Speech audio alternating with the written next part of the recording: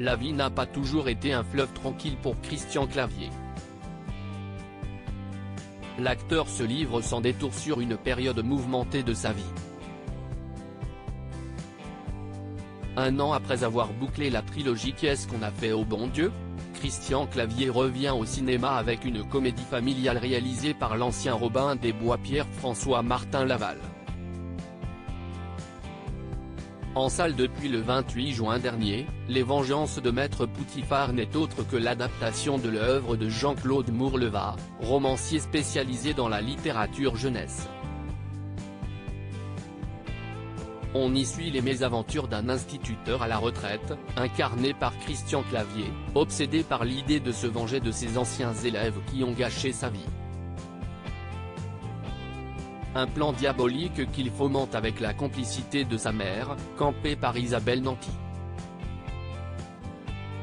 Quel genre d'élève était Christian Clavier? Le journaliste David Barbet a directement posé la question au principal intéressé dans l'émission Télépro.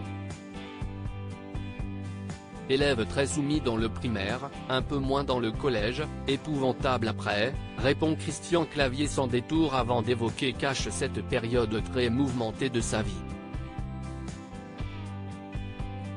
Après 68, on a été épouvantable, confie-t-il. La future star de la comédie française raconte en avoir fait voir de toutes les couleurs à ses pauvres profs sans jamais avoir à assumer les conséquences de ses actes. Je pense que j'aurais été au fond d'un ravin aujourd'hui s'il s'était vengé, conclut celui qui interprète Maître Poutifard. La plus grosse bêtise de Christian Clavier ne manquait pas une occasion de faire trembler ses instituteurs. En interview David Barbet, l'ex-enfant terrible se souvient notamment d'avoir fait tourner en bourrique un pauvre professeur d'histoire et géo avec ses camarades de classe. Il portait une blouse blanche. On l'aspergeait par derrière. Sa blouse était maculée de bleu, vert, de jaune.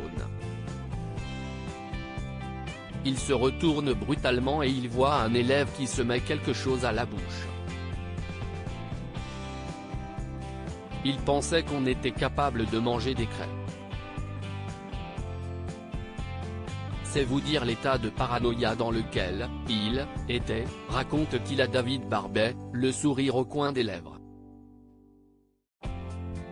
Un talent pour la farce qu'il met depuis bientôt 50 ans au service du cinéma.